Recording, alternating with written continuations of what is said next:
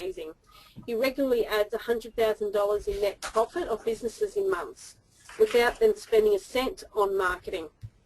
So I really know you're going to get a lot of great strategies today. Tim's clients' businesses are generally in the range of $500,000 to $10 million in turnover. I'm really looking forward to what he's going to say, so let's get started. Over to you, Tim.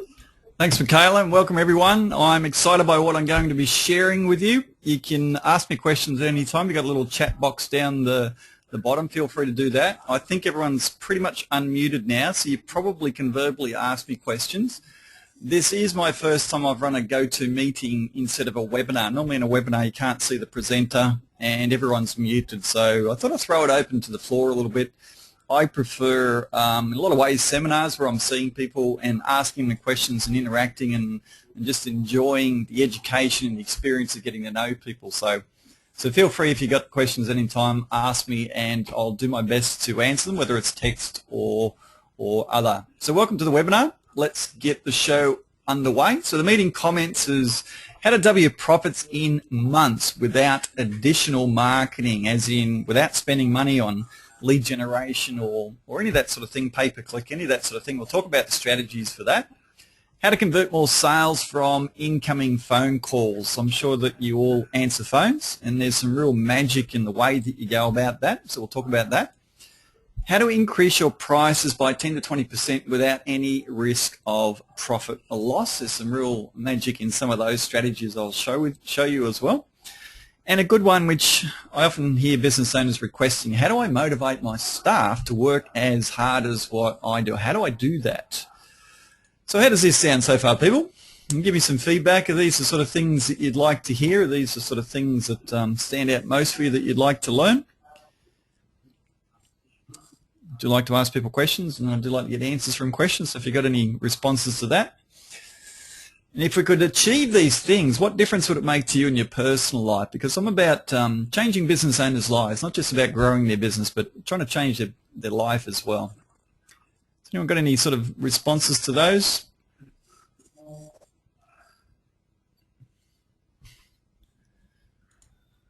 No responses? Got to warm up the crowd a bit more, Michaela.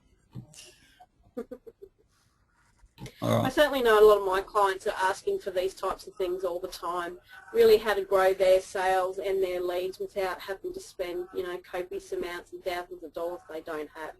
So I certainly think that it's things that they really need to know. Fantastic. Well, thanks. Yes, Danielle said yes. Ready to double profits. Double your profits. Sounds a little bit impossible, doesn't it? A lot of people say, I don't see how I can double my profits. If I said to you I was going to show you how to double your turnover, I'd probably say that's impossible, but actually doubling your profits is quite a lot easier than doubling your sales or your turnover. And that's what I want to talk about today. Kelly's talking a little bit about how do you double nothing. Well, one person sort of said, how do you double nothing? Someone said that to me yesterday, actually. I was talking about doubling profits, and they said, how do you double nothing? I said, maybe it's better to talk about how to have surplus cash in your bank after you paid all the costs, all the bills, and yourself a certain amount as well. That sounds pretty good, doesn't it? So maybe that's what we need to talk about as well. All right, so thanks here. If you've got any questions, feel free. I'll try and keep up to date with those as we go. So here's a snapshot of growth. Been in the industry 17 years, as Michaela said. So these are sort of things that can happen. Put it this way, no, I haven't yet have a business owner come to me and say, Tim, I'm really confident you can help me to make $50,000 or $200,000 more profit. I really believe you can do that. I usually get the complete opposite that says, I don't think that's going to work for my business. I find all this stuff hard to believe, and I'm pretty cautious about all these promises. So they're the sort of clients that I get. So I like to see that difference of the turnaround for them in their lives and what difference I can make in a fairly short time. So these are just different businesses, different industries. I could sort of talk about a lot of different case studies, but these sort of give you an idea of businesses that were struggling, and like Wes here, ProSolve Construction down the bottom, was running at a loss, $100,000 loss, and we turned that into $220,000 net profit. And that was a business turning over about $1.4 million at the time. So it was a good turnaround, a $320,000 increase in his net profit, and that was achieved in about 5 or 6 months. So remarkable outcome. So these are the sort of things that I like to show business owners how to do. So if you like the sound of that, you're in the right place at the right time. So let's continue. So motivating staff, let's jump straight into it. I'm going to start with the fourth point first and talk a little bit about that and build on some of the other things as we go. So motivating staff, how do we actually motivate staff? Well, it's funny that if you think about it, your employees are people, your customers are people, your suppliers are people, and if you've got a business partner or life partner, they're one of those people. So why aren't we studying psychology before we go into business? Because your ability to get the most out of people, to get the best out of people, that skill can make you a lot of money in business. So it's funny how we often overlook this, and it's something that I've put a lot of time and energy into myself, is really developing my people skills and understanding people, and especially studying this one word, behavior. I find that people are actually quite predictable when you really study people, and employees are predictable, and people that you meet are very predictable when you understand them. But often we get frustrated because we really don't understand them. So the more you study their behavior, the better you get at working with them, because if you know how well someone's going to cope with the task that you give them before you give them the task, it makes your life easier, it makes their life easier. So that's an incredible thing to learn more about. I'm a really big fan of attitudes, and if you've got a pen and paper, and I'd suggest you grab one if you haven't got one in front of you, because you probably want to take some notes on some of these things, but I define a great attitude as someone who has a willingness to engage you in a positive way. So when you ask them something, their first response is sure, because that's the demonstration of that willingness to engage you in a positive way. So these are people you can trust, and they're people you can rely on. So when you ask them something, they go, yeah, sure. And these are people I like to do business with, because they don't say yeah and then not do it. They don't debate whether it's necessary. They just pretty much say, yeah, that sounds great. How do we work it out? How do we do it? How do we work it out? So that's the sort of thing I like. So it's something that is just a key point to look for in business. When you're hiring anyone, hire on attitude first, because these people are teachable. Makes a big difference when you got someone who's teachable versus someone that it's very hard to teach them anything. If you relate to any of these things that I'm talking about, you might say yes with an exclamation mark or anything. Like, give me some feedback as we go. If you like some of the things I'm saying, it'd be good. And if you've got any questions, feel free as well. So write that definition down. The definition of a good attitude person, it took me years and years to figure out that simple statement. It's a willingness to engage you in a positive way. Really simple definition, but it's a really good test of every person you ever talk to. See if they want to engage, see if they acknowledge what you said, see if they contribute to the conversation. So great attitude employees can increase your profits significantly and rapidly. Now, if you've been in business 5 or so more years, I'm sure you can tell me some stories about poor attitude staff. It seems to be a pretty common thing in business. We don't really get excellent at picking really good attitudes before we hire them. A couple of months or 3 months later, we can find those poor attitude people. Often we're not seeing them when we hire them. So a really simple way of looking at employees that you may have is to see if you've got to ask them to do the same task more than twice. And it's a really simple thing. And I find that the business owners that say, no, I can ask them and I can rely on them and I will do it, and every now and again I might have to remind them a second time, they're the ones that they define as having really good attitudes. And that makes a massive difference to your business. If you've got people that you can trust, rely on, do what you ask them to do, and they'll say things like, well, I've got to work back because I said I'd do this, so therefore I'm going to work back until it's done because I know that they may be relying on me. That's the language structure of good attitude people. So how do we achieve that? Now, I'm not a big believer that you can actually change attitudes. I think attitudes are kind of like a fixed thing. It's not an easy thing to change an attitude, but trying to identify them is more important. Pick these people really good attitudes before we hire them. So these people say yes and they mean it. So when they say yes, they don't just give lip service and say, can you do this task? They go, yeah.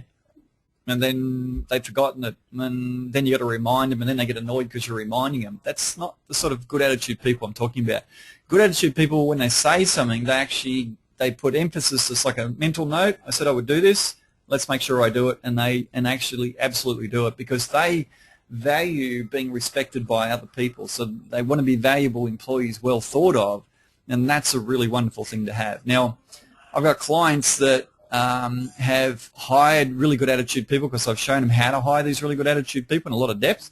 And they say, we'll hire a great attitude person with average to lacking skills all day, every day, compared to hiring someone with really good experience that may have a questionable attitude. They say the difference is enormous. Give it 2 months.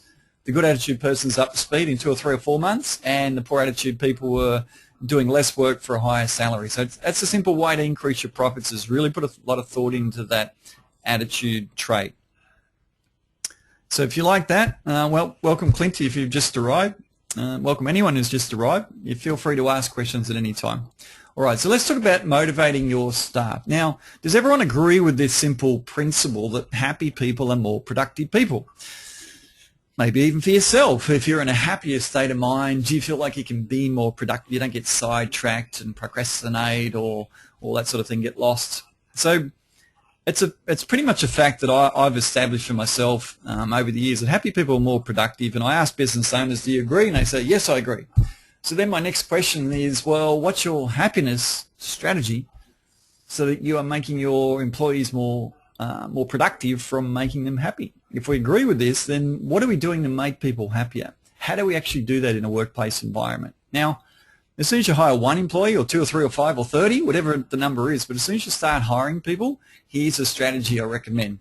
So what happens is when people have to work with someone for a period of time, you may relate to this, then those people can start to become a little bit irritating over time. And often when we first meet people, we don't always click and we don't always like them. So what happens when we give that a lot more time, like add a few years into that mix of that initial, not that keen on this person, then we've got to work with these people for years. Well, what's happening to the productivity there? Well, one of the things I like to teach business owners is let's personality profile the staff. Let's get them to know each other on a human-to-human basis, not a role-to-a-role basis, and get to know them as a person. You find that by starting to personality profile people and sharing it with all the employees, they start to get along a lot better. That starts to increase the happiness. But there's something even better than that, which is this one here.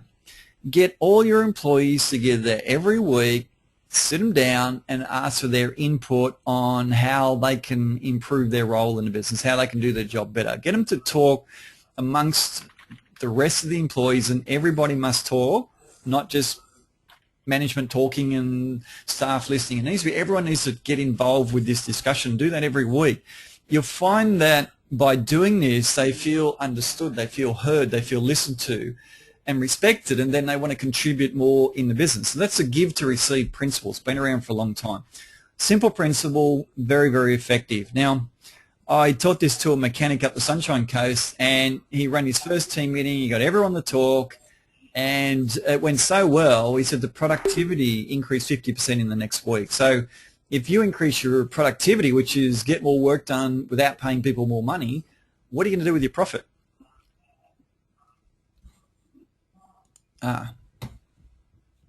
Sorry, Michaela, my slides weren't moving. Sorry about that. I thought I'd pressed the button. The button may not have worked. Okay, can you see it now?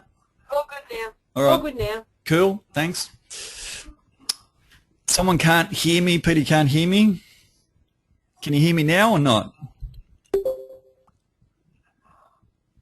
Hello, hello, hello. Can everyone else, you can hear me all right, Michaela?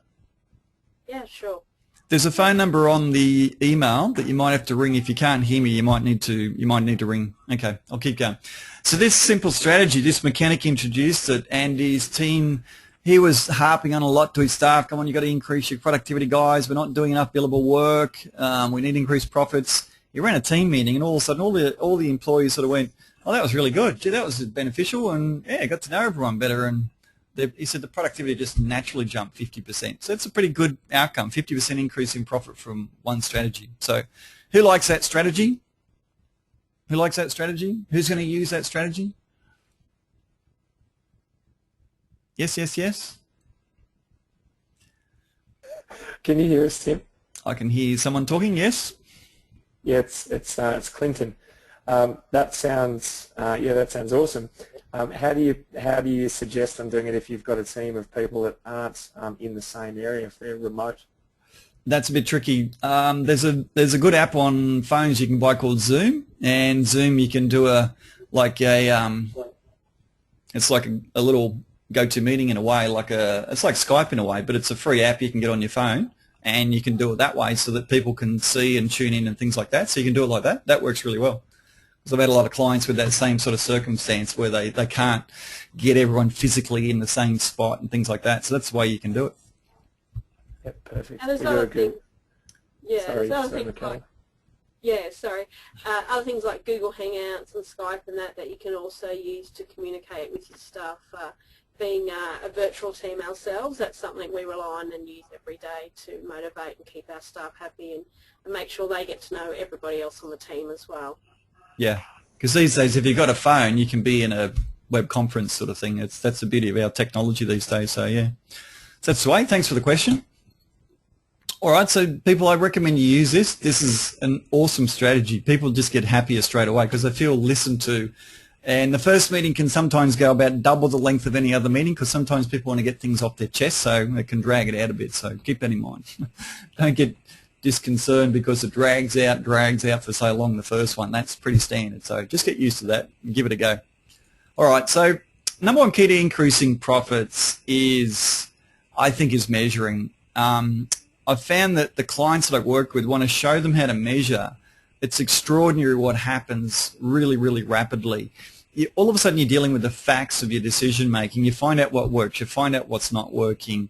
And it's not just measuring sales and marketing, there's a whole lot of other things that you can measure as well. But I find that it reveals opportunities to increase profits for free. So to me, the science of increasing profits is the science of measuring. If you want to improve something, well, let's find out what it is. So how do you improve something if you don't know what it is? So in business owners are often not measuring much. And because they're not measuring, well, they don't know what's working, what's not. There's a lot of things that they're just ignorant about because they're not measuring.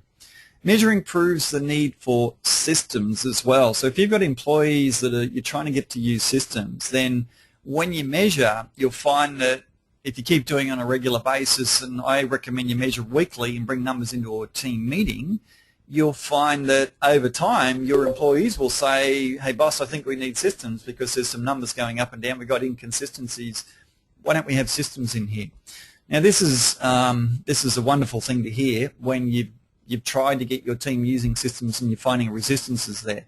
So I've sort of tried all these strategies out of order with implementation. I've found that I always run team meetings before I talk about measuring, and I always talk about measuring before I talk about systems. But a lot of business owners try to get systems in, and the staff don't give a staff. That's why we call them staff sometimes. So if they don't give a staff about your business, then that's why they're probably not going to use the system. So if you run the team meetings first, you make your team members happier, then they're more interested in getting involved with numbers, then they're interested in seeing systems come in because they realize the need for it. So it's a very simple process, but very, very powerful.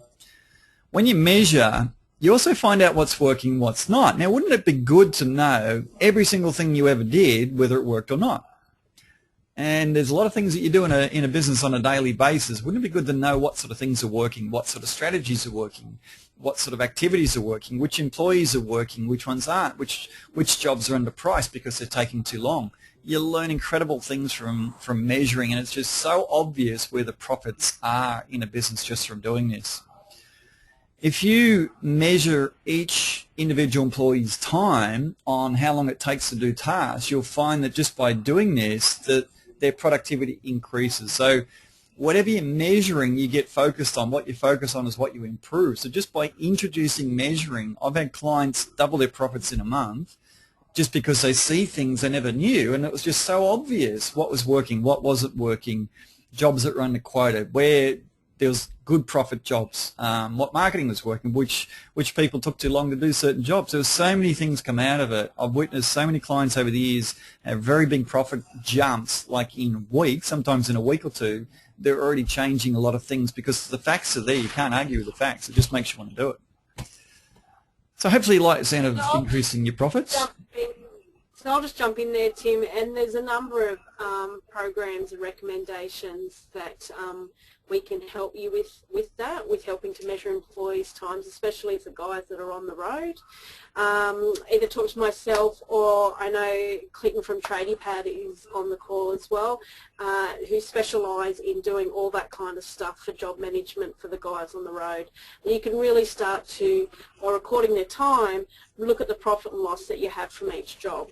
So it's really important. I can't agree with that point more, to measure the time your blokes are actually spending on the jobs, and that helps you price accordingly and increase your profits that way. So really, really key. So if you have any questions about that, please let us know afterwards. We'll be able to help out. It's something that, Michaela, I get into as well. I sort of collate. So sometimes you need the tools like an app that sort of says, well, let's track the time. And then I sort of collate it into really powerful measuring tools. So it's incredible what you can learn from doing that. So, yeah. So let's continue on a bit on this subject because it's a fascinating subject. So the number one principle of business is something that I find that businesses are often struggling for cash flow. In fact, it's probably one of the greatest challenges in business is I don't have enough cash in the bank. I'm struggling for cash. But they're not real aware of certain things that affect the cash flow. So sometimes they're treating the symptoms. They're not treating the cause of what the problems are in business. I'll give you some examples.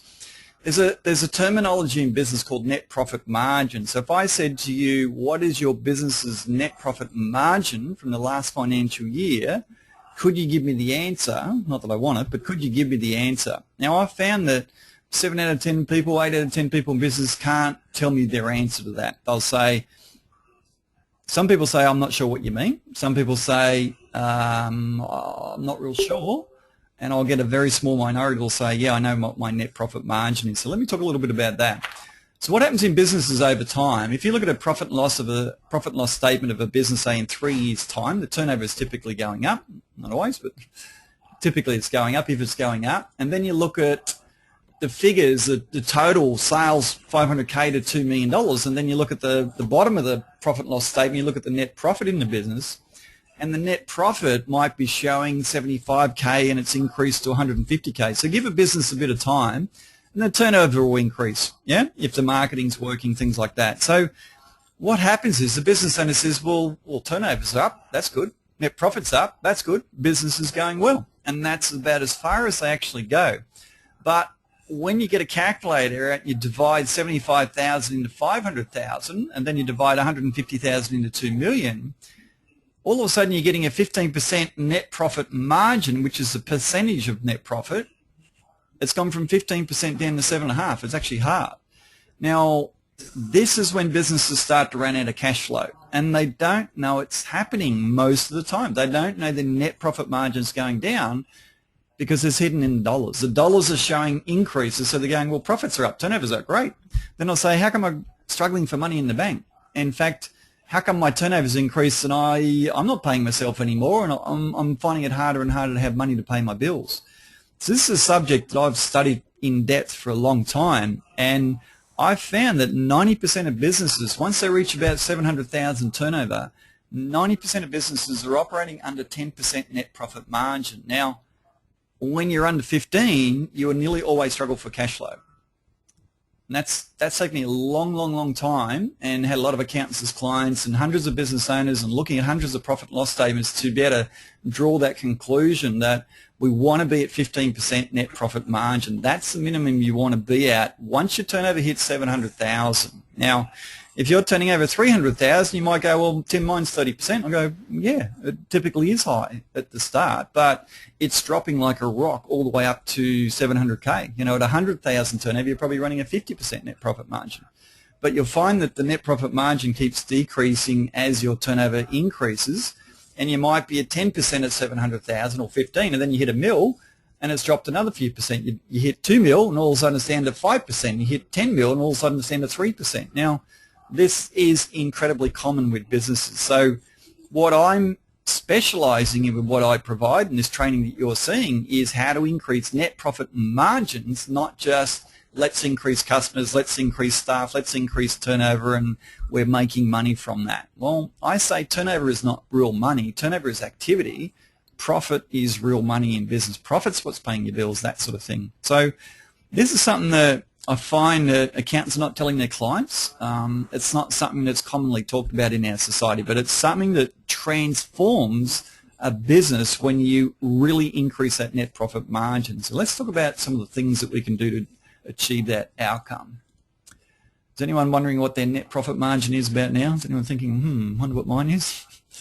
I recommend you look it up and find out and compare the last 3 years and be really clear of what that figure is. So that's why I'm into let's increase profits but without spending any money. So we're not risking any capital, which is great if we don't have a lot of money to spend on things that are meant to grow our business, because there's not too many guarantees if I spend money I'm always going to make money. So let's talk a bit about that. A process that I use with my business owner clients when I'm working with them You may do this yourself if you can, fantastic, but you might want to take some notes on this as well. This is a process I work through. So the first thing is I look at the minimum gross margin that they need to sell at. What do you need to sell? Everything you sell at. Now for retail, it's pretty easy, but as soon as you cross that line into service manufacturing businesses, what a lot of business owners don't consider is the labour is a cost of sale, and they're not costing that into the sale price to get a minimum gross margin. Yeah? So it means to do this, you've got to do a lot of work to look at a P&L, profit and loss statement, figure out what's a cost of sale, what isn't a cost of sale. It's some pretty advanced stuff. It's called management accounting, and really spend a lot of time working this out. Now, it can take an hour just to work this out. It's not a 5-minute quick fix, but it's the first thing you need to know, because if you want to increase your net profit margin, you've got to sell at a minimum gross and net profit margin. And it's the number one reason why businesses are struggling for cash flows, because their net profit margin is low. Their net profit margin is low because it directly relates to their sale price, and their sale price is often a bit of a guess. It's these are my costs. How lucky do I feel? How desperate am I?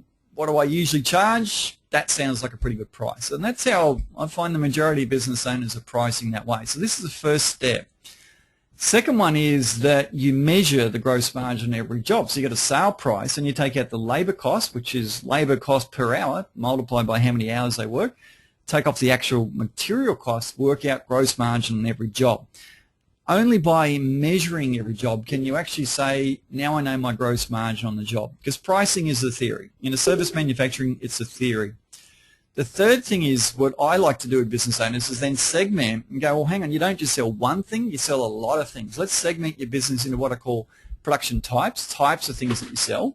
And then we're going to measure the gross margin on all these different types, and we'll see trends. You'll find that the 80-20 rule kicks in, where 80% of what you do isn't that profitable, 20% is, and there might be 5% that's double or triple the profit margin of everything else that you sell. So we want to identify that and start to see those trends by doing this. The fourth one is by finding out where the real big margin areas of the business is. You might have something that might have double or triple the net profit and gross margin. Well, why don't we increase sales on that niche area of the business? Let's not market the whole business necessarily. We can, and I agree, yes, marketing the whole business is a good thing. But what would happen if we turn that 10% that was really high margin into 50% of your volume? Well, this is how I'm doubling and tripling net profit margins in a business without getting more staff, without getting a lot more customers, just by transitioning what we're doing internally in the business. Then we might crank up the marketing from a lead generation point of view, and then you can generate a lot of profit. So if your net profit margin is 5% and then you double your turnover, you're going to have a lot more profit, a lot more money in the bank than what you will if you double your turnover and your net profit margin is 5%. So is everyone following me on some of these things I'm talking about? I might be going a little bit fast for some people, but are people following what I'm saying here? Is everyone sort of keeping up with some of these principles? Because this is incredibly powerful stuff, yeah? Yes?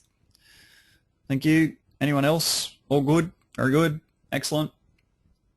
Very good. Okay, excellent. So there's some real magic in this. I've probably made it a little bit simpler what it is. There is some kind of rocket science in this, but I find a lot of business owners, because I've worked with a lot of business owners, a lot of business owners, I've found the majority of them don't understand what is the cost of sale, what isn't. They don't understand their chart of accounts. They haven't been set up by a management accountant. They're not set up properly, so they don't really look at them, and they don't understand numbers generally. Some people use systems to price things, which is great. And if you're doing some of this, great, but this can be taken to a really, really high level. This is where you find a lot of profit in the business, and increasing profit margins is where it all begins. You can't improve it if you don't know what it is. Find out your net profit margin, then let's look at how we're going to improve this. So this is sort of what I call a process. A process is kind of big chunky steps of how to do things. So let's go into a bit more detail. So if you like this, you'll like what I'm going to talk about. So let's talk about measuring sales and marketing, and how do we actually do that? Well, here's a screenshot of a spreadsheet that I like to show people how to measure really, really effectively. So this is a screenshot of a real business, and this is 2 months accumulative, or 8 weeks. So in 8 weeks, it's generating 202,000 or 209,000 in total. That's the total sales here. So it's still about 105,000 a month, and that's going to vary up and down a bit, of course. Now, when people see numbers, a lot of time they get a little bit, I don't like numbers, I don't understand them, sort of thing. But when I see numbers, I see opportunities everywhere. So you may not see it, but I'm looking at this going, wow, look at all the opportunities to really, really grow this business rapidly by applying strategies to these numbers, which are where the opportunities are. So here's 5 of these ones that I'm touching on. So I look at what I call conversion rate by lead source. So conversion rate by lead source is this conversion rate, the first conversion rate. How many phone calls turn into actual quotes? And that's a measure of the quality of the lead source. So some lead sources are obviously better than others, and that's a measuring exercise in itself.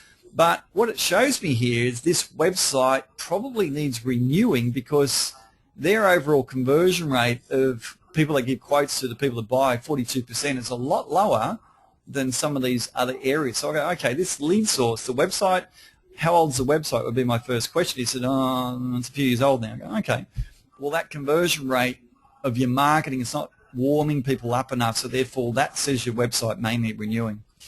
This is a business that gives them a lot of work, and you can see it's a pretty substantial chunk of work. It's about $6.5 grand a month, $7 grand a month, and we're seeing that the conversion rate is not as high as what some of the other lead sources are. So therefore, if we went and educated this business owner and said, hey, this is the sort of work we do, these are the, and really sort of help them to understand the people they're referring, we can increase this conversion rate here just from doing that as well. Average number of days to win a sale, which is over here on the far right. The good thing about that, when it's a low figure, which it is, generally for a lot of business, this could be 4 weeks, or I've had clients where it's 6 months. From the date they give a quote to a sale acceptance is typically 6 months. But in this, because it's such a short time frame, we could potentially test a price rise, and we're going to know really quickly, is price something that your customers are sensitive to? Because who thinks that maybe if they put their price up, they're going to lose a lot of customers? Does anyone here think that? It's a pretty common belief that business owners have, but if I put my price up, I'm going to lose a lot of customers. So they get a bit concerned with doing that. We're not talking retail here. We're talking about more service manufacturing. So because they're sort of worried about putting their prices up, but that's a fear that is not based on evidence. So I've had a lot of clients say, oh, I don't like to put my price up. I'm worried about losing too many customers. And I say, well, let's find out. And what's going to go down is typically conversion rate. So, and in this business, because we're finding out within a very short period of time, we can put the prices up for a week, and within a week you'll see if you're going to lose sales or not and whether you are. So it's really, really informative. If you look at the Google AdWords, for this particular business, they were outsourcing it, and they weren't outsourcing it to a good quality service provider, and so they're spending money here, but they weren't getting much ROI. So it sort of said it wasn't working too well. And if you look at the trade referrals here, they get a lot of trade referrals here. The first column is existing clients, but the next one, the trade referrals. And the tradies that they're getting work from are referring a lot of work, and they're getting a really good conversion rate. Now, most businesses have sales coming in from other people that are referring people to them, but most people are passive about it. They're not saying that's the best marketing strategy there is go and get more referrals from other businesses, not customers, other businesses, and crank this up. So I've had clients get so many referrals from other businesses, they don't need to do much advertising. They do a little bit to keep their presence there, but they actually diminish some of their advertising because they're getting so many from that. So it's a very interesting thing to look at, is getting more sales from other industries, other businesses that have a similar target market to you. All right, so there's a few strategies just to think about that I could probably talk for another half an hour on all the things I'm seeing. I look at the average dollar sale. Okay, the average dollar sale's got a little bit to do with the amount of trust generated from the lead source. So what could we do from that? That's why their average dollar sale is very high for existing clients coming back, and then it drops off a bit for other lead sources. So there's some really interesting stuff to really look at in this snapshot of just basic measuring. This is not even the advanced stuff. Let's talk about that a little bit more. So where I find a lot of hidden profit, I've had some pretty phenomenal testimonials all the way back to 1997 when I got into business coaching as an industry.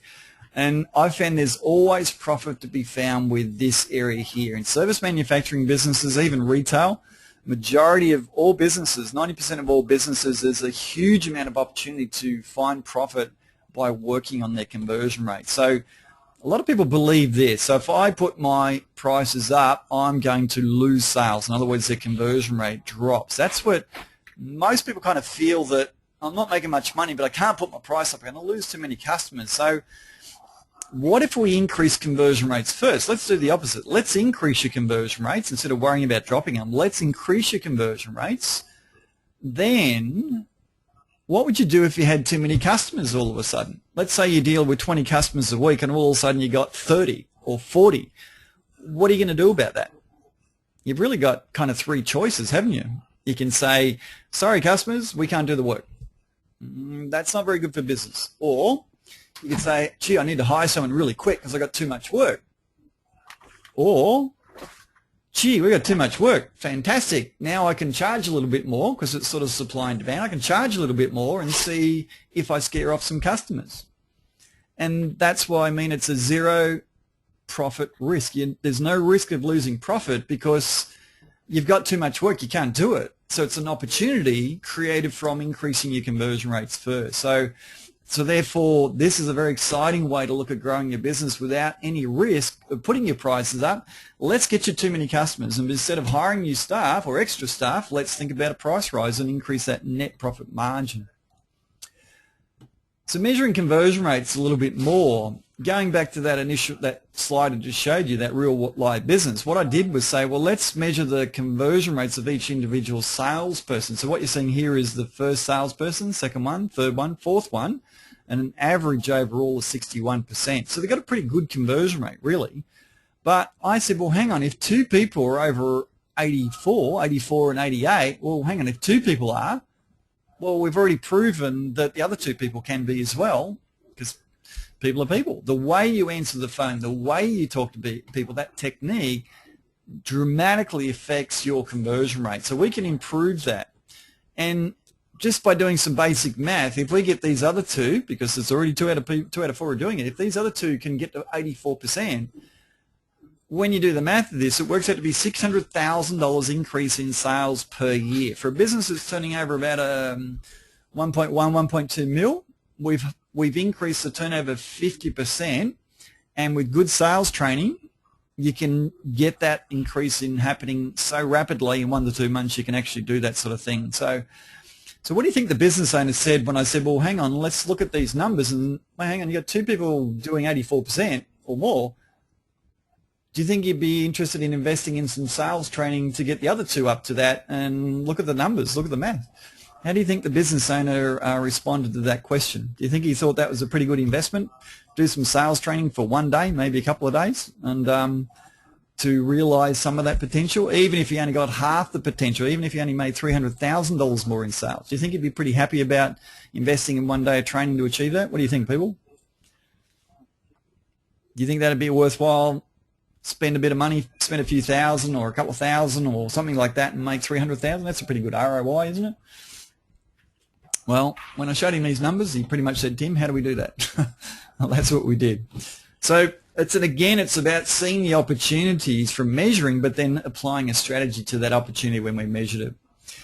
The other thing I want to do is I track sales by a production type. So this is the same business. I've kind of hidden all these fields because it's a bit of privacy here. So I segment business into those production types that I've just touched on here, and this is sort of a monthly summary, and you can see what's going on here where the conversion rate by the production type is very, very interesting to look at. So if you look at the conversion rate by a type of thing that they're selling, 100%, 89, 93, 100, and it goes down to 49%. So it goes from 49 to 100. So by measuring the types of productions and looking at conversion rate by a type, we can now say, well, hang on, we've got a 100% conversion rate.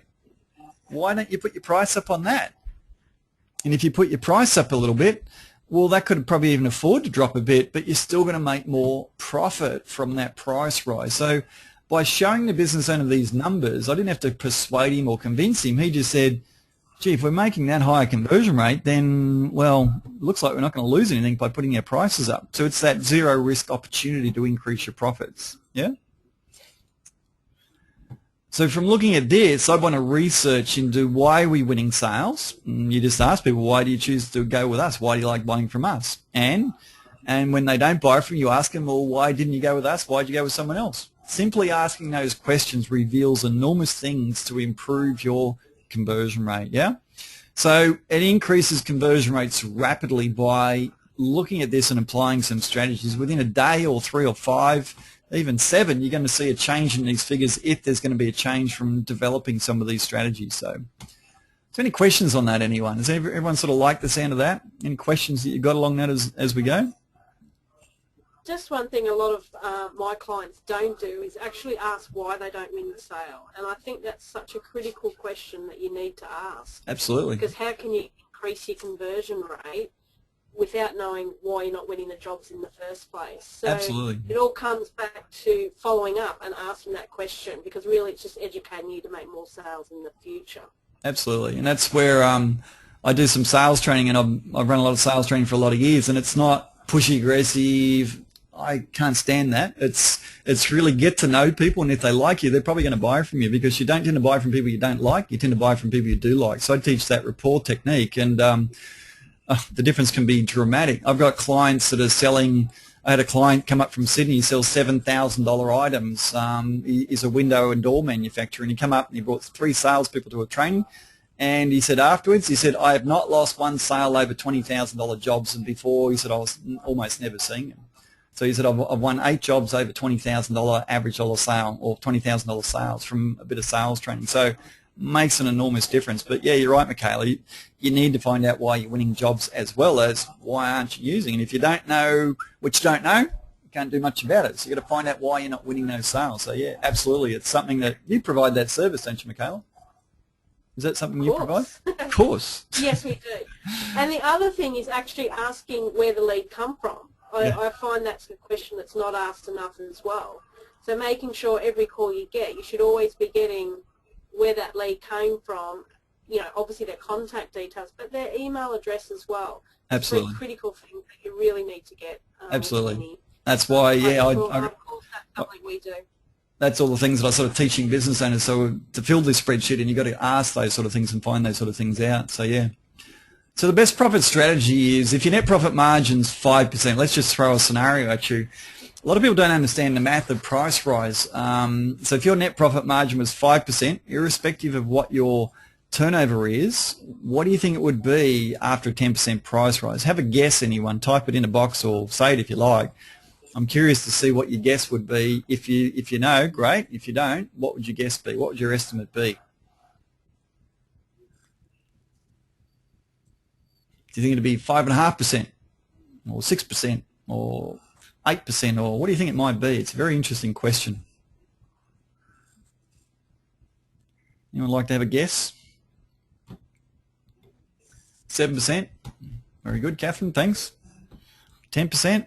Okay, so it's not actually something that's talked about in our society very much. And when I first worked it out I pulled a spreadsheet and had a really good look, I was a bit gobsmacked at the difference it makes, and I checked my formulas, and yeah, that's right, okay, oh wow.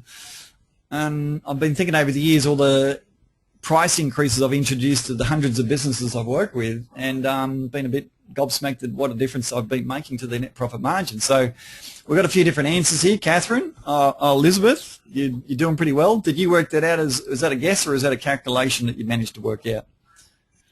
Tell me you worked it out, didn't you? Yeah, of course you did. All right, so let's say your turnover is $1 million and your net profit margin was 5, then obviously your net profit's $50,000. That's your 5% of $1 million. So after price rise, here's the math.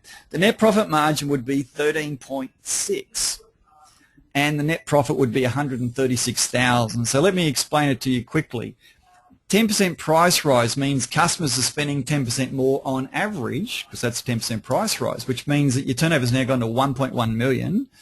That $100,000 increase adds directly to your net profit that you already had, which is the 50 grand. Now it's 150 grand. And if you divide 150 grand by 1.1 million, you get 13.6. That's the math. So Catherine, Elizabeth, you were the closest. Congratulations. Well done. But it's all profit. And that's what people don't quite get, that if your net profit margin is a bit low, you're struggling for cash, you're going to struggle to one day increase your price, and then you start solving the problem very quickly. Yeah. And if you think about it, which is more important, marketing, getting more customers, getting more sales, hiring more staff, and increasing your turnover, or more profit? Because to make that 136,000 as turnover increase, you'd have to be turning over 2.5 million. You'd have to have more than double the staff to make the same profit by doing it through increasing sales, increasing turnover. Does everyone get that? That's why I stopped focusing on increasing sales with my clients. I started increasing profit margins and doing it really, really effectively and rapidly. So let's talk a bit more about that. So if we can increase our conversion rates, it creates a situation where we get too many customers. What do you do when you got too many customers? Well, either you say, sorry, can't do the work. You do overtime, which means you're pretty much paying time and a half. What happens if you're paying time and a half on something that was sold without time and a half factoring in the labour costs? That means every time you do overtime, you're making a big loss. So doing overtime, I don't recommend overtime because you're making a loss when you do. And this is why some businesses at their busiest time, they do all this work, do all this overtime, they go bankrupt a month or two later because they ran out of cash, because they paid it all in the time and a half salaries, and they're not tracking these things. So very interesting scenario. So we want to get our prices up, but we want to do it risk-free. How do we do that? Let's get too many customers, and then instead of hiring more people, yeah, we can do that a little bit down the track, but let's get our prices up and get that net margin up to 15 to 20, 25% net margin, and you solve your cash flow problems when you get it up to those sort of figures. So how do we get the sales up? We need to focus on conversion rate strategies. So let's start getting specific with some of those. Now, did anyone watch the video that I sent you, or Michaela sent you initially, which sort of talked about one of the 7 red-hot marketing strategies to increase your profits in that video? And he went for 3 or 4 minutes and talked about exactly how to answer the phone. Did anyone watch that video? If so, did you do exactly what it said? Because what I teach in how to answer the phone, it can increase your conversion rates. I've had clients increase conversion rate 17%, which is a 17% increase in turnover, just from how they answer the phone and being happier, upbeat by saying this: thank you for calling, business name, this is first name. So thanks for calling Profit Transformations, this is Tim. Don't say the word speaking, don't add can I help you, don't say anything else. That's exactly the wording you use. Now, I've tested the wording of how to answer the phone for 15 years, hundreds of businesses. That's the best way to answer the phone, and it can jump your sales 15 to 17% as a result of that. Does that sound pretty good? Who's excited by that? Someone hopefully is. Yay, woohoo, that's the way. Good. Well, there you go. That's a simple way. So it goes, thank you for calling, business name. This is first name. That's it. Say nothing else. That's all you say. Nothing else. Don't change it. Just that. Test it. Try it out tomorrow and see what happens. The next thing is, when they ring up and ask you a question, do you realize they're sitting there trying to go, what's the most intelligent question I can ask so I don't look like a dummy, so I get taken advantage of? I've got to figure out something intelligent. Do you sell such and such? Yes, we do. Oh. Does it come in blue? Yes, it does. Do you have it in stock? Yes. When could you do it? How much does it cost? I've run out of questions.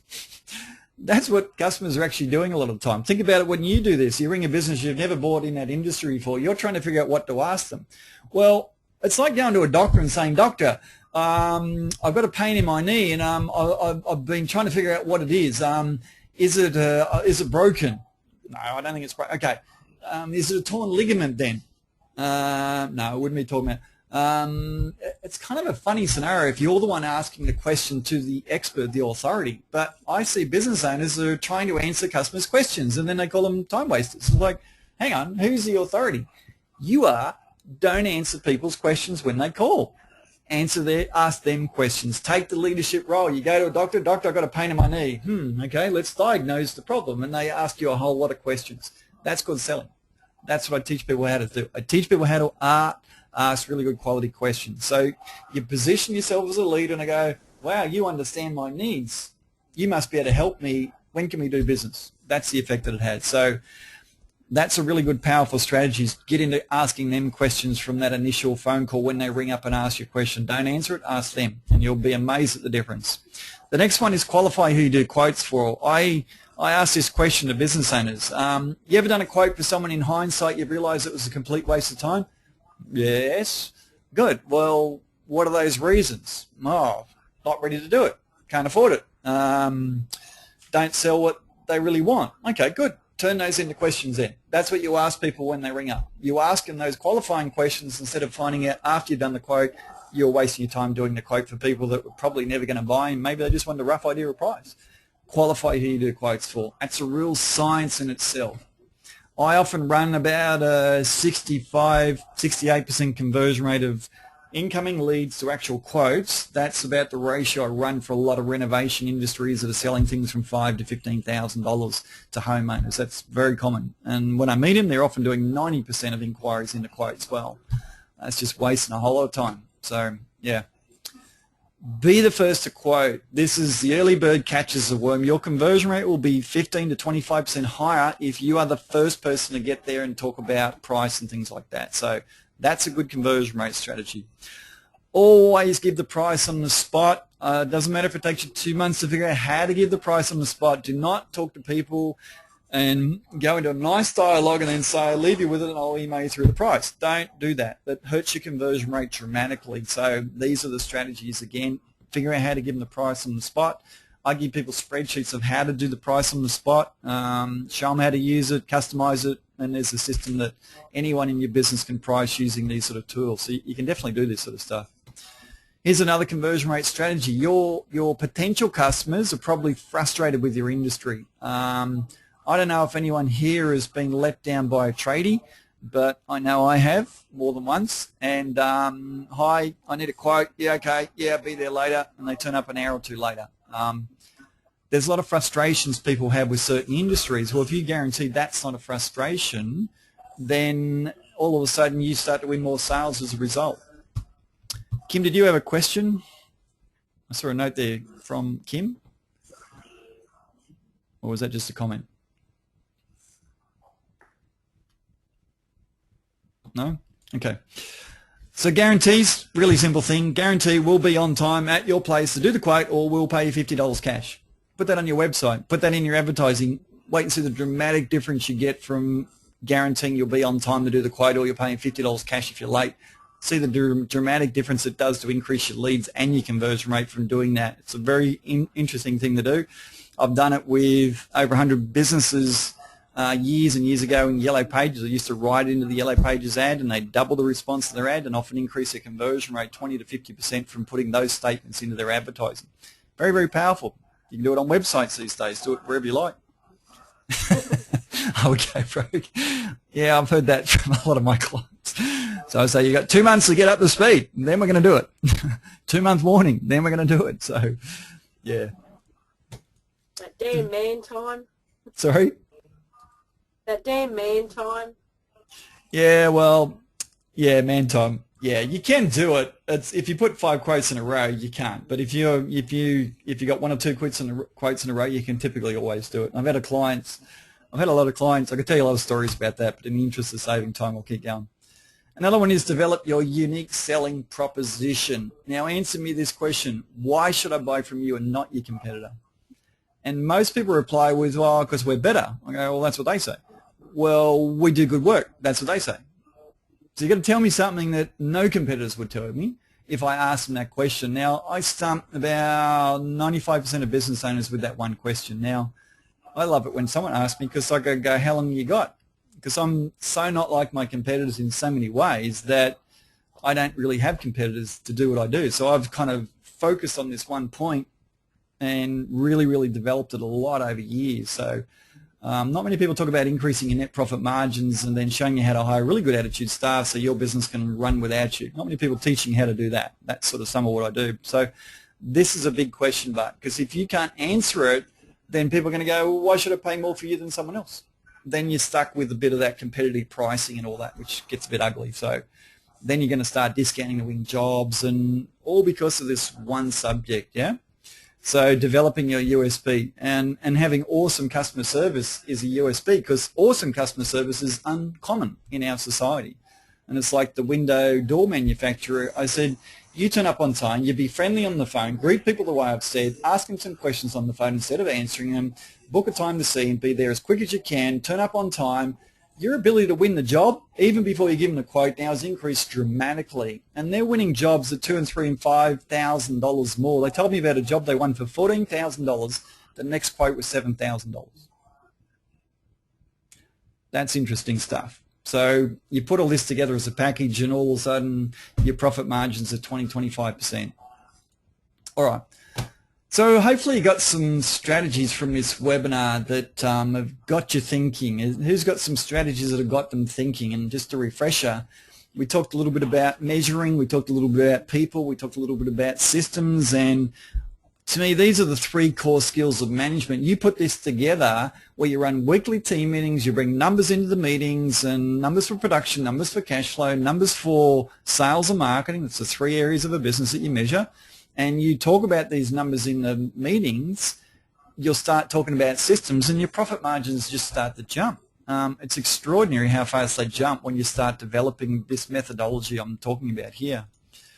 We talked about how prices affect your profit margins the most. So we want to increase your prices because that is the best way to increase your margins there is. So the way to do that is we need to get into conversion rates, strategies, things like that. Get you too much work and then go, okay, we've got too much work. We've got nothing to lose by a bit of a price rise here. Or you can segment the types of work that you do as I talked about and then maybe price rise incrementally on little bits and pieces to increase the whole average. Or the strategy which I touched on will find that 10 or 20% of your turnover that's got really high margin and let's just market that and turn that into 50 or 80 or 100% of your work that you do and stop doing the other one over time and transition over 6 months. You can double your net margins like that as well. Now, if you double your net margins, you double your net profit. And if you double your net profit, you put so much money in your bank. I've had clients say, Tim, what do I do with all this money in my bank? I don't know what to do with it. I said, well, that's not my department. My department is to get the money in your bank. You figure out what you're going to spend it on once it's there. But I've had clients say, I got $120,000 in cash in the bank. I don't know what to do with it. And it keeps going up all the time. And it was This is an accountant that did some training and he doubled his profits without even using any marketing strategies, just from measuring and finding out what works, finding out what doesn't, all sorts of things. And he rang me up 6 months later and said, Tim, I don't know what to do with all this money in my bank. I go, well, so financial planner, I don't know, invest it somewhere. You know, buy property, buy shares, do something with it, but don't just leave it in your bank account. Leverage your money. That's kind of the next tier of things.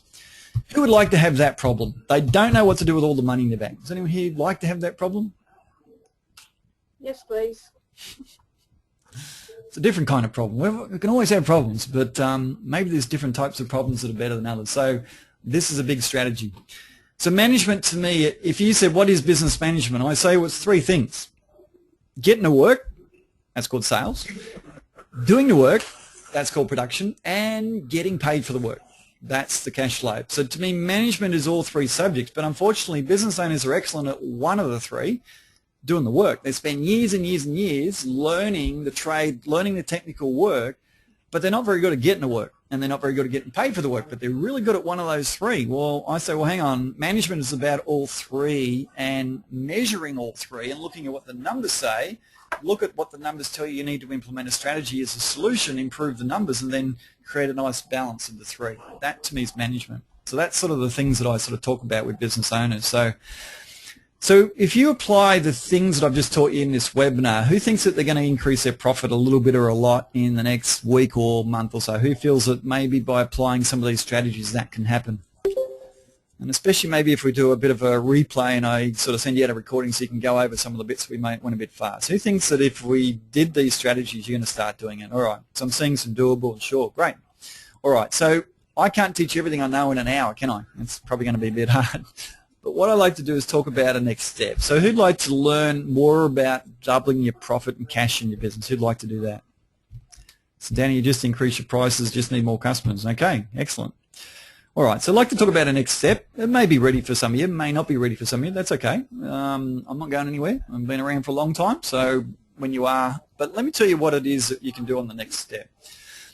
I call it the business certainty training system, and what it is, it's a system. It's not me philosophizing. It's actually a extremely systematic way of giving you the instructions of how to manage a business. Not just the market, I mean manage the whole business.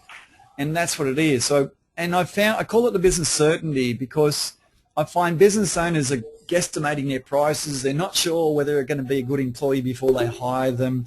They're not sure what's making them money, what's not. They're running a lot of doubt and uncertainty. But when you start making really certainty-based decisions, your profits jump fast. And if you can run your business with certainty, your whole life starts to improve because you're not getting pulled into thinking about your business. That's why I call it the business certainty training. So it's a complete course to increase your profits, free up your time, give you certainty with all your pricing, staff, and management decisions. So certainty is how you start controlling your business and your life. So how it works is I go through 7 different subjects because business owners often say, I want more money, Tim. Can you help me to make more money? And I found there were 7 things that I had to go through to find out how to make them more money. So a vision is the first thing I want to talk about. They say, well, how can we make more money? What's your strategy? I go, well, before we talk about it, I want to know why you're in business. What are you trying to achieve? What's destination point B? You're at point A. What does destination point B look like? Now, this is a really important thing to do that I found most business owners, if I say exactly what are your goals in the next 1, 2, and 5 years, are they in writing? Can you show them to me?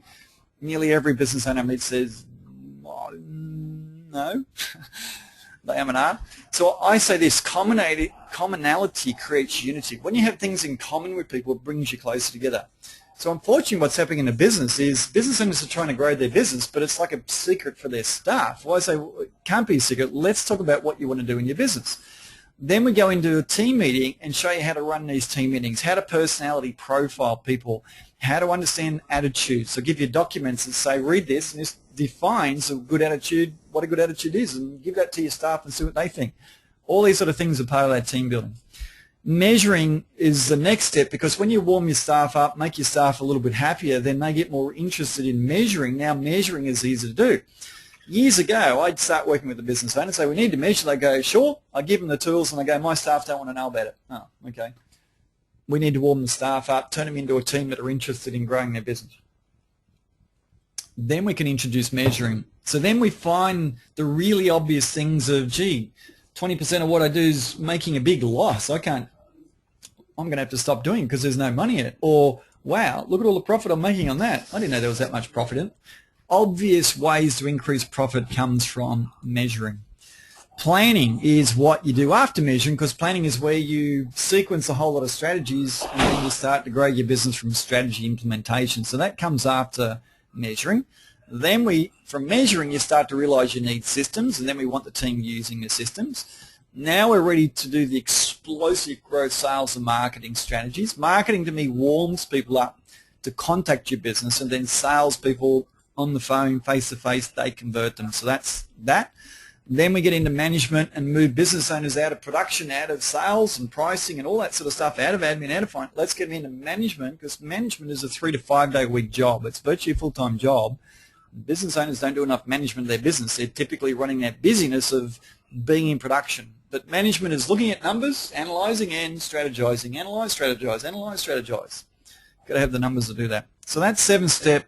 This is a 7-step process. I've figured out that I take people through. That's what the business certainty training is all about. Taking people through all 7 subjects in that order, and profits start increasing from the first or second step. The third step, I've had people from step 3 to step 5 double the net profit from step 3 to step 5. They just bang, they just find things straight away that they can improve on the business. So how it works is I do this as an online. So you're in a go-to meeting. A go-to webinar is where you can't see the presenter. This is a go-to meeting, and it's the first one I run. But I run these as an online course. So like you're seeing me now, then you'd have a webcam, and then it'd be like this. But there'd be a PowerPoint here, and I go through my PowerPoint presentation. You get workbooks. You fill them in as we go.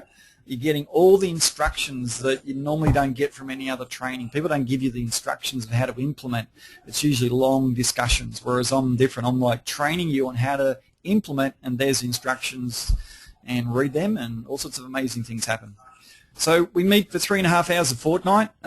We do it as an online video training format. It runs for 15 sessions over 7 months. So get through a lot of content in 3.5 hours. But because it's in a group, I've had people say, gee, I'm learning from people that got nothing to do with my industry. Yeah, because management is a common subject all business owners need to learn. If you look at a public company, the guy that runs Telstra was not a phone technician. He got recruited from outside the industry and said, can you run this company? That's what this training's like. It's management which makes you more profit.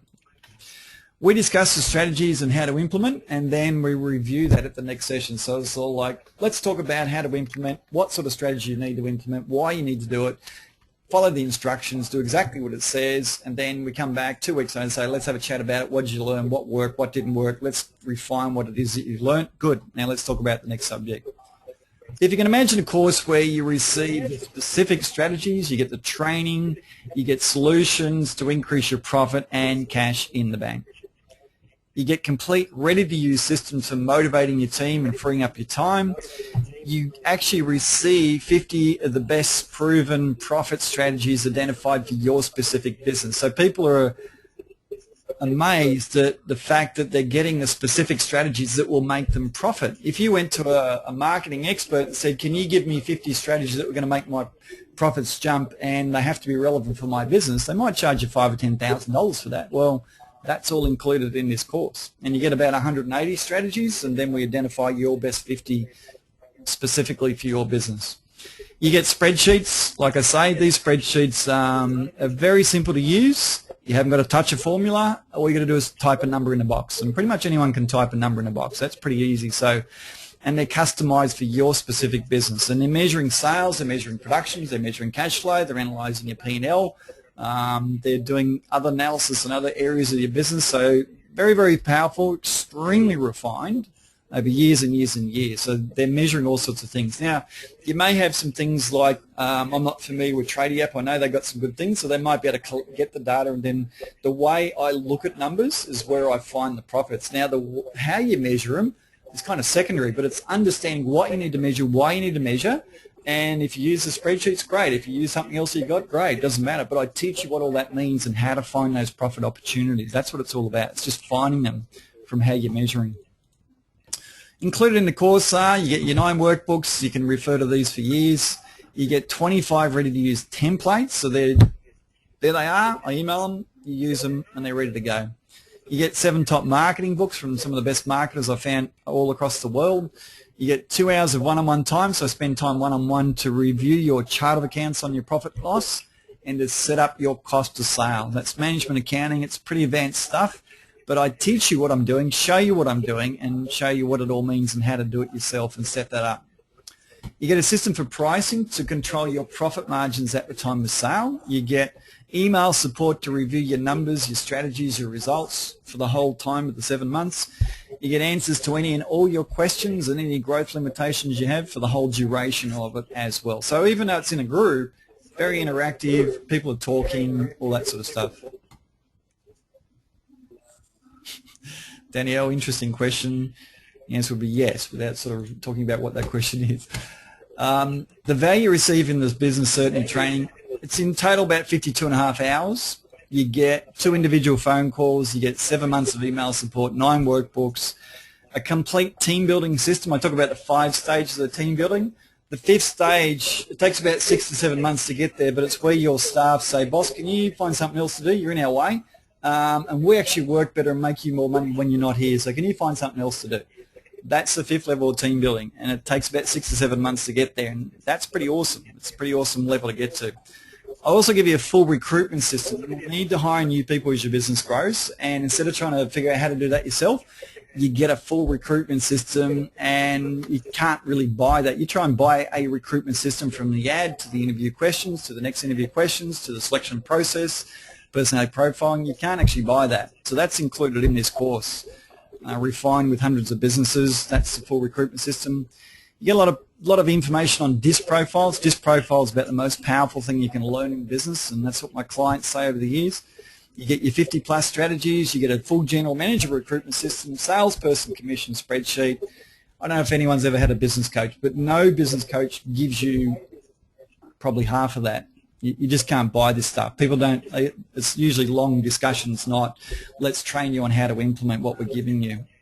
So business coaches that have been around for 10 years or sometimes 5 will want to charge you $36,000 for coaching for 12 months. So that puts a value on what this course is worth. If I'm giving way beyond what business coaches give you, and you're getting it in workbook, you're getting it in systems, and you can use it forever. It gives you an idea of what it's worth. Good thing is, the price to do this is nothing like $36,000. So I'm only looking for a small group to kick it off. I like running them in small groups. I don't want to put 10, 20 businesses in it, then I'm making lots of dollars and you're not learning from it. I don't want to put big groups together. I like 5. That's a good number for me. And the minimum criteria, because this training does suit certain businesses, ideally you've been in business 3 years, preferably 3 years, because you've figured out how not to do a lot of things, so you're ready to learn the really good stuff. And ideally that $500,000 turnover, because you've got a few staff, and that's when all the power of the content really kicks in. If you've got no staff, you don't get the value of it, so I prefer it if you've got 2 or 3 or 5 or 10 or 20.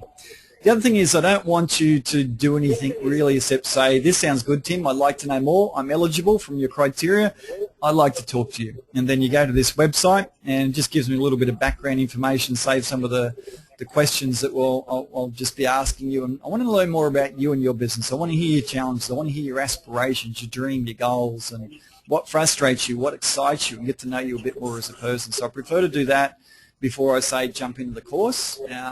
Some people say it doesn't seem like you're quite ready. Some people say you're primed. You're going to really grow fast. So I like to sort of find out by talking to you. How it works is the training's well over $36,000 in value, as it's an online training in a group, and I'm giving you the extra support. You get the full 7 months training for a greatly reduced price. So the first 5 businesses only that fill in their form and pay their $100 deposit, you get it for a tax-deductible investment of just $1,760 per month times 7. It works out about $12,000. So about a third of the price of a really good business coach that won't give you sort of anything like the same content. So, so Ryan, how do you make a pricing spreadsheet for businesses that don't necessarily have a product and a small service base? That's exactly what I've done, and it's extremely refined, and I get some very smart accountants that scrutinise my stuff and go, you've actually pulled off. So that's probably the short answer. And it's not a quick fix. It's something that, this is the one-on-one time I'm talking about here, where I've got to go through your chart of accounts, work it out.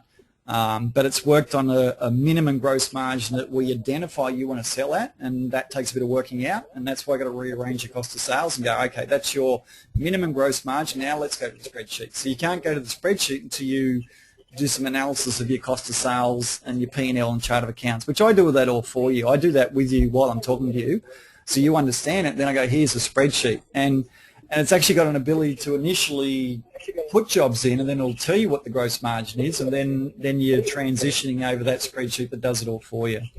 So you absolutely can do it, mate. Like 85% of my clients in 17 years have been service businesses. So I understand service businesses intimately. So, mate, absolutely you can do it.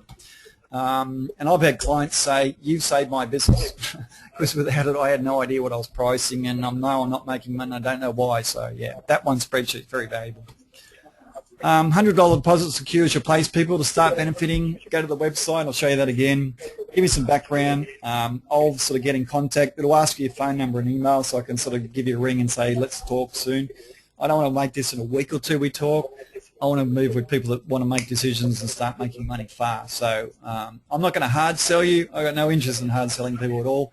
You need to want to attend, and it's really, I'll fill in some gaps. You're wondering if it's relevant. You're wondering if it's going to work for you. I'll fill in those gaps for you, but you want to make a real difference to your business, and if you do, that's great. So it's for open-minded business owners who want to add $50,000 to $700,000 to their net profit. I've had businesses increase their net profit more than $1 million from this course in 7 months. So it's pretty spectacular what it can achieve, and it just improves the certainty in all areas of your life. Got any questions? Feel free. I'm kicking this off for a small group Thursday the 5th of June. That's our 8:30 kickoff, and then it's pretty much every second Thursday for our 7 months. So that's the next one kicking off. Every second Thursday after that. You need to pay a month as you go, so you pay the first month in advance, and then it's pretty much yeah, it's every 4 weeks you pay the next payment. So you're sort of paying as you go, 7 payments in all, so it makes it a bit easier to cash flow over the time. I'd suggest you go and look at some videos of clients that I've worked with, and these videos are from people telling you their business name, telling you the name of their business, telling you the before and after results. They're not just saying, oh, the course was really good and I got a lot out of it. They'll talk about specific increases in their businesses, and you can do that from that website, so profittransformations.com/testimonial, or click on an email that I've sent you and you can go there. Remember the first 5, get the training spots, maximum 5 businesses. If you want to bring business partners or life partners, you can. I just print the extra workbooks and there's no extra charge for that either. So this course, you can be anywhere geographically. You can be, I've got a client in Townsville, a client in Brisbane, and where's the other one? Townsville, Sunshine Coast, Brisbane. Yeah, so I've got a group that's geographically kind of strewn around a little bit.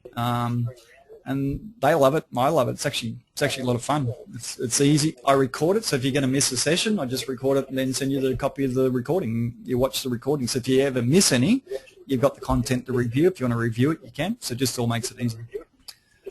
Any questions? Great. Thanks, Tim. And I know we've gone a little bit over time, so if you have any questions, no, I think it's great stuff. So I'm sure everyone got a lot of value out of it anyway. So if you can please, quickly pop any questions that you have, and Tim will certainly be able to answer them for you. One thing I always like to ask guests is, you've really given a lot of value and a lot of things that people can do. So in the next week, what do you think is the best action that people can take to improve their profits and their business? Well, I'm going to send out 7 little videos that Michaela, you've probably seen some or most of them, but I'm going to send those out by email, and that way those little videos are a little bit about conversion rates, but really give a lot of thought to your pricing, really give a lot of thought to, if you've got employees, run a weekly team meeting. Think about your pricing, think about how you answer the phone, what you say. Ask questions, don't answer them. But the thing is that get a little bit of confidence in some of the things I'm talking about. Just use anything I've taught you and go, that actually works. And then as you get more confidence from trying some of these things at work, you'll want to do more things. And that's the beginning of really increasing your profits. So just start small. Just implement 1 or 2 things and then, ramp it up from there.